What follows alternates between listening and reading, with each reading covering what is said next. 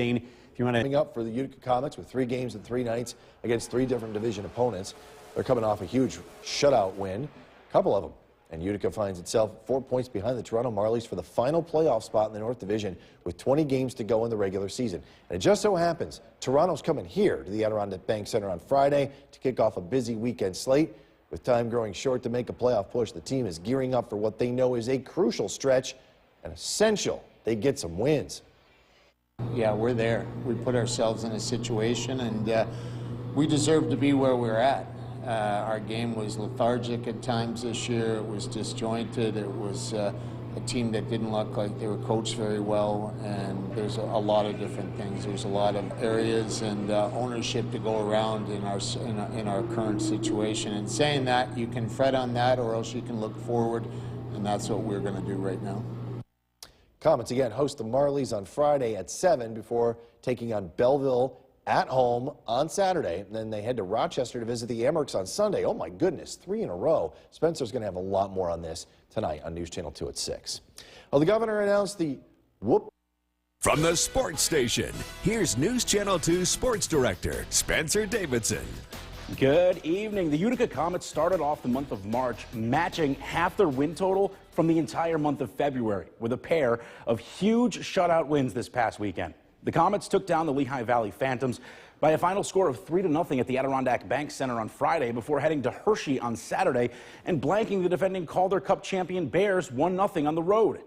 Goalies Eric Shalgren and Isaac Poulter combined for 55 saves on 55 shots in the effort. It was exactly the kind of effort that Utica needed, as the now 6th-place Comets cut its points deficit from 7 behind the 5th-place Toronto Marlies to just 4 with 20 games to go in the regular season. Now, every time the Comets take the ice from now on will be the biggest game of the year, and that is particularly true for Friday when the Marlies come here to the Aud, with a chance for the Comets to pull within just 2 points of the final playoff spot in the North Division. It's all part of a 3-3 weekend, all against North Division opponents that could make or break Utica's playoff hopes. So despite saying that the team deserves the position they're currently in due to lackluster play throughout the year, head coach Kevin Dineen said today that a heavier emphasis on team defense and a heightened level of commitment has him optimistic about the team's chances to continue making a postseason push. I think there's been more demands on the defensive side. I think our players realize the situation that we're in now as a team and what we have to do to be successful. And you can't underestimate the impact that our goaltending had on us this past weekend. In saying that, I really like the idea. There's a heck of a lot of ice bags on the bus heading to Hershey.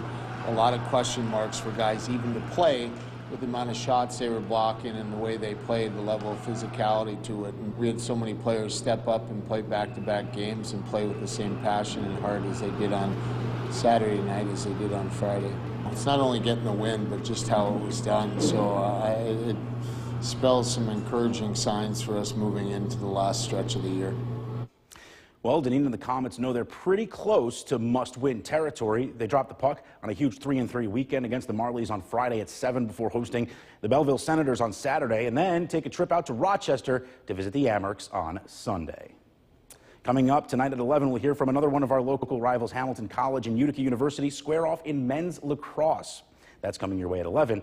News Channel 2 at 6. We'll wrap up after the break.